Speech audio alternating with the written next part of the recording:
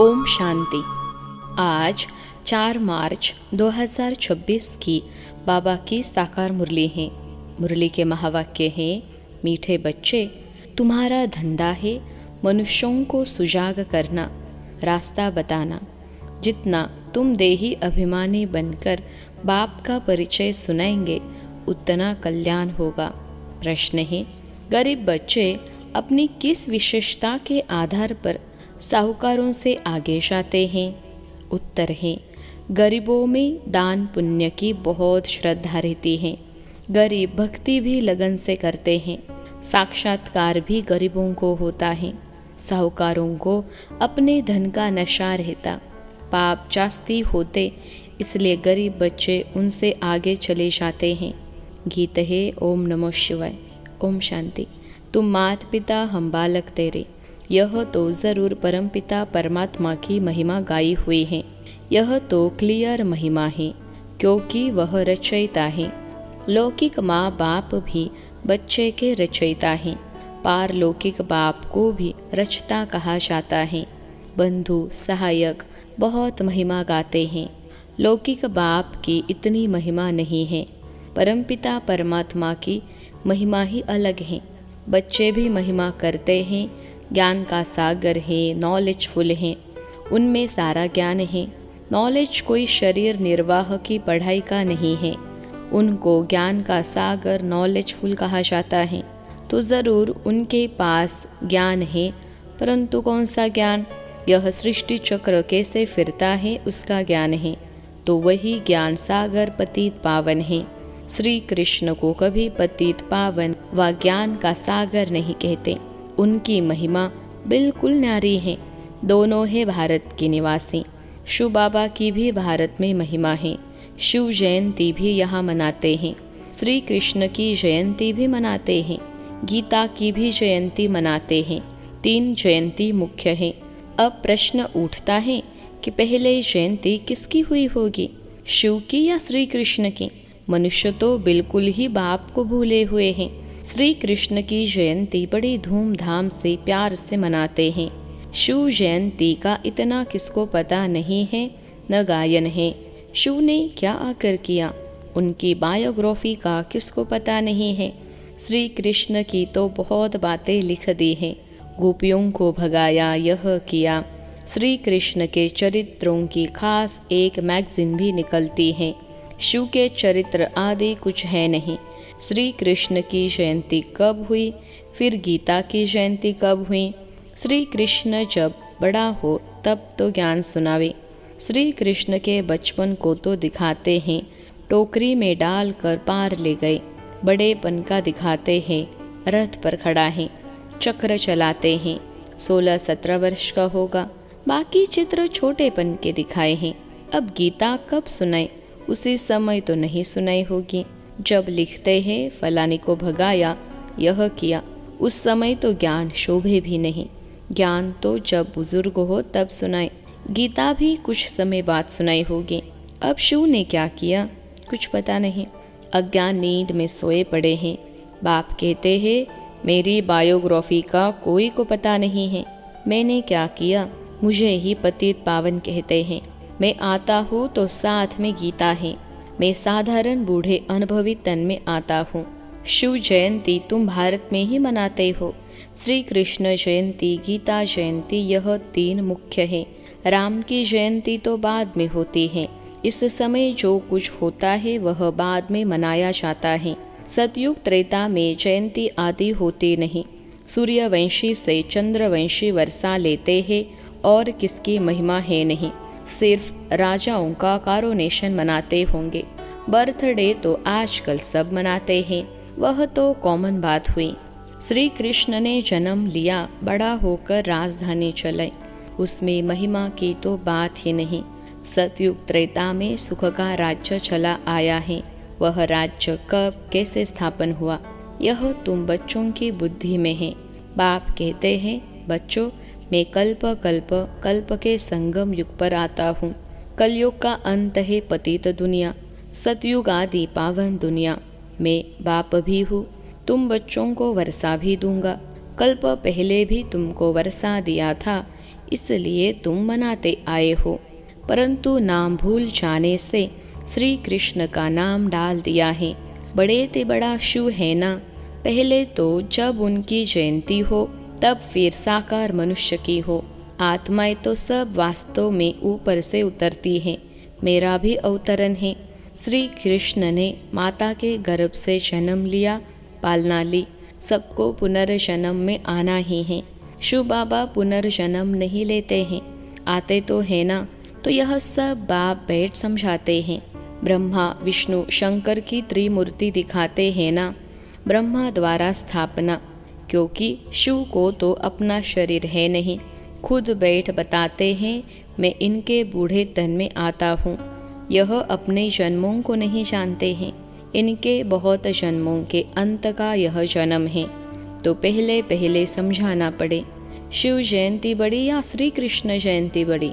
अगर श्री कृष्ण ने गीता सुनाई तो गीता जयंती तो श्री कृष्ण के बहुत वर्षों के बाद हो सके, जबकि श्री कृष्ण बड़ा हो। यह सब समझने की बातें हैं ना। लेकिन वास्तव में शिव जयंती के बाद हुई फट से गीता जयंती, यह भी पॉइंट्स बुद्धि में रखनी है। पॉइंट्स तो ढेर हैं, बिगर नोट किए याद रह न सके। बाबा इतना नज़दीक हैं, उनका रत है। वह भी कहते हैं सब पॉइंट्स समय पर याद आ जाए, मुश्किल है। बाबा ने समझाया है, सबको दो बाप का रात समझाओ। शिव बाबा की जयंती मनाते हैं, ज़रूर आता होगा। जैसे क्राइस्ट बुद्ध आदि आकर अपना धर्म स्थापन करते हैं, वह भी आत्मा आकर प्रवेश कर धर्म स्थापन करती है। वह है हेवनली गॉडफादर, सृष्टि के रचयिता। तो ज़रूर नई सृष्टि रचेंगे, पुरानी थोड़े ही रचेंगे। नई सृष्टि को स्वर्ग कहा जाता है, अभी है नर्क। बाबा कहते हैं, मैं कल्प कल्प के संगम पर आकर तुम बच्चों को राजयोग का ज्ञान देता हूँ। यह है भारत का प्राचीन योग। किसने सिखाया? शिव बाबा का नाम तो गुम कर दिया है। एक तो कहते गीता का भगवान श्री कृष्ण और विष्णु आदि के नाम दे देते हैं।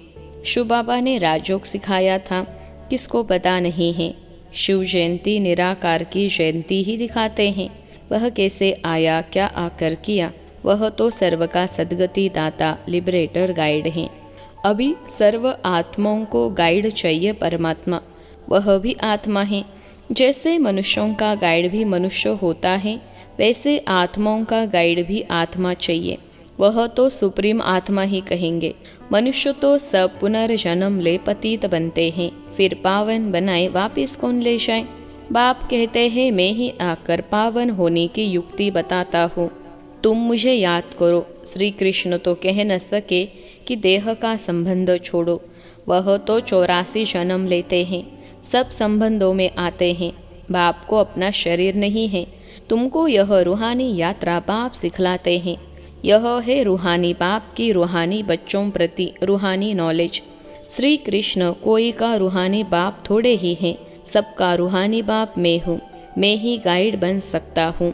Liberator, guide, blissful, peaceful, ever pure, सब मेरे लिए कहते हैं। अभी तुम आत्माओं को नॉलेज दे रहे हैं।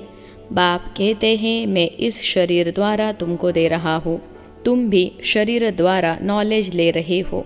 वह है गॉड फादर, उनका रूप भी बताया है।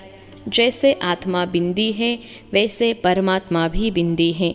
यह कुदरत है ना। वास्तव में बड़ी कुदरत तो यह है, इतने छोटे स्टार में 84 जन्मों का पार्ट है। यह है कुदरत। बाप का भी ड्रामा में पार्ट है। भक्ति मार्ग में भी तुम्हारी सर्विस करते हैं। तुम्हारी आत्मा में 84 जन्मों का पार्ट अविनाशी है। इसको कहा जाता है कुदरत। इसका वर्णन कैसे करें? इतनी छोटी सी आत्मा है। यह बातें सुनकर वंडर खाते हैं। आत्मा है भी स्टार मुहाफिक। 84 जन्म एक्यूरेट भोगती है, सुख भी वह एक्यूरेट भोगेगी। यह है कुदरत। बाप भी आत्मा, परम आत्मा, उनमें सारी नॉलेज भरी हुई है, जो बच्चों को समझाते हैं। यह है नई बातें। नए मनुष्य सुनकर कहेंगे, इनका ज्ञान तो कोई शास्त्र आदि में भी नहीं है। फिर भी जिन्होंने कल्प पहले सुना है, वर्षा लिया है, वही वृद्धि को पाते रहते हैं। टाइम लगता है, प्रजा ढेर बनती है, वह तो सहज है। राजा बनने में मेहनत है। मनुष्य जो बहुत धन दान करते हैं तो राजा घर में जन्म लेते हैं। गरीब भी अपनी हिम्मत अनुसार जो कुछ दान करते होंगे वह भी राजा बनते हैं। जो पूरे भगत हैं वह दान पुण्य भी करते हैं। साहूकारों से पाप जास्ती होते होंगे। गरीबों में श्रद्धा बहुत रहती है, वह बहुत प्यार से थोड़ा भी दान करते हैं तो बहुत मिलता है। गरीब भक्ति भी बहुत करते हैं। दर्शन दो नहीं तो हम गला काट देते हैं। साहूकार ऐसे नहीं करेंगे। साक्षात्कार भी गरीबों को होते हैं, वही दान पुण्य करते हैं। राजाएं भी वह बनते हैं। पैसे वालों को अहंकार रहता है, यहाँ भी गरीबों को 21 जन्म का सुख मिलता है। गरीब शास्ती है, साहूकार पिछाड़ी में आएंगे। तो भारत जो इतना ऊंच था सो फिर इतना गरीब कैसे हुआ? तुम समझते हो, अर्थक्वेक आदि में सब महल आदि चले जाएंगे तो गरीब हो जाएगा। रावण राज्य होने से हाहाकार हो जाता है, तो फिर ऐसी चीजें न रह सकें। हर चीज की आयु तो होती है ना। वहाँ जैसे मनुष्यों की आयु बड़ी होती है वैसे मकान की भी आयु बड़ी होती है। सोने के मार्बल के बड़े बड़े मकान बनते जाएंगे, सोने के तो और ही मजबूत होंगे। नाटक में भी दिखाते हैं ना, लड़ाई होती है, मकान टूट फूट जाते हैं फिर बन जाते हैं। उन्होंने बनावट ऐसी होती है। यह जो स्वर्ग के महल आदि बनाएंगे ऐसे तो नहीं दिखाएंगे। मिस्त्री लोग कैसे मकान बनाते हैं, हाँ समझते हैं वही मकान होंगे। आगे चल तुमको साक्षात्कार होगा, ऐसा विवेक कहता है। इन बातों से बच्चों का ताल्लुक नहीं है। बच्चों को तो पढ़ाई पढ़नी है, स्वर्ग का मालिक बनना है। स्वर्ग और नर्क अनेक बार पास हुआ है, अभी दोनों पास हुए हैं। अभी है संगम। सतयुग में यह नॉलेज नहीं होगी। इस समय तुम बच्चों को पूरी नॉलेज है। लक्ष्मी नारायण को यह राज्य किसने दिया था, अभी तुम बच्चों को मालूम है। इन्होंने यह वर्षा किससे पाया? यहाँ पढ़ाई पढ़कर स्वर्ग के मालिक बनते हैं, फिर वहाँ जाकर महल आदि बनाते हैं। सर्जन भी बड़े बड़े हॉस्पिटल बनाते हैं ना। बाप तुम बच्चों को दिन प्रतिदिन अच्छी अच्छी पॉइंट सुना रहे हैं। तुम्हारा धंधा ही है मनुष्यों को सुजाग करना, रास्ता बताना।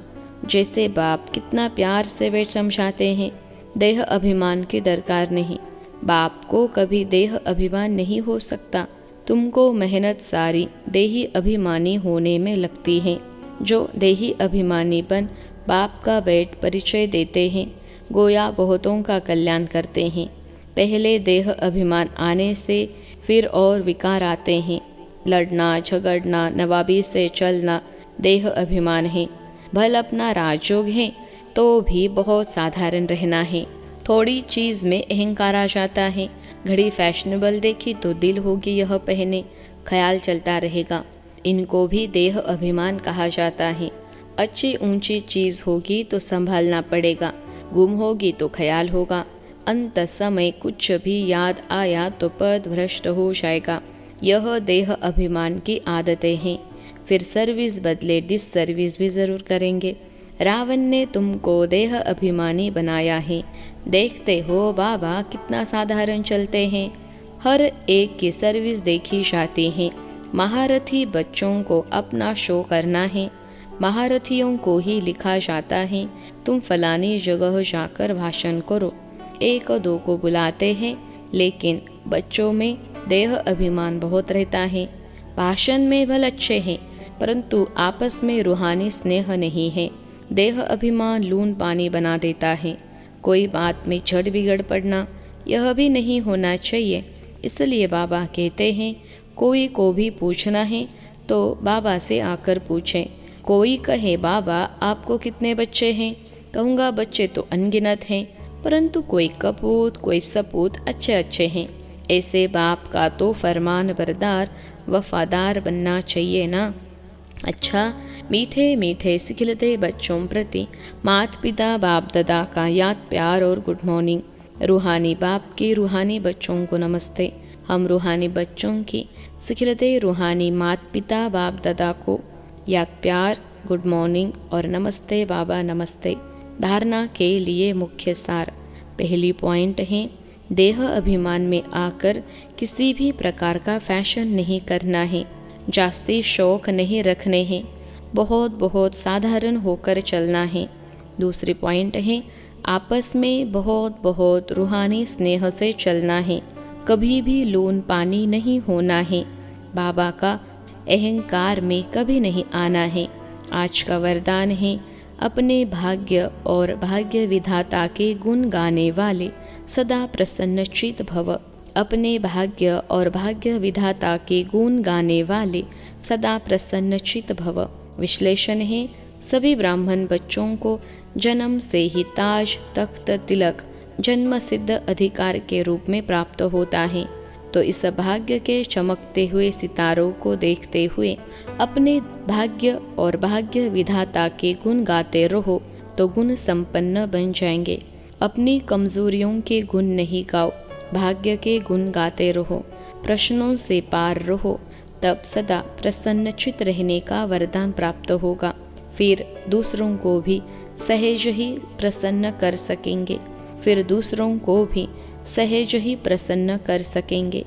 आज का स्लोगन है, एक नामी और इकोनॉमी से चलना ही ब्राह्मण जीवन में सफलता का आधार है। एक नामी और इकोनॉमी से चलना ही ब्राह्मण जीवन में सफलता का आधार है। अव्यक्त इशारे, निश्चय के फाउंडेशन को मजबूत कर सदा निर्भय और निश्चिंत रहो। निश्चय सदा ही निश्चिंत बनाता है और जो निश्चिंत स्थिति में रहकर कोई भी कार्य करता है वह उसमें सफल जरूर होता है, क्योंकि निश्चिंत स्थिति में बुद्धि यथार्थ जजमेंट करती है। यथार्थ निर्णय का आधार है निश्चय बुद्धि, निश्चिंत स्थिति, उसमें सोचने की भी आवश्यकता नहीं है। अच्छा, ओम शांति।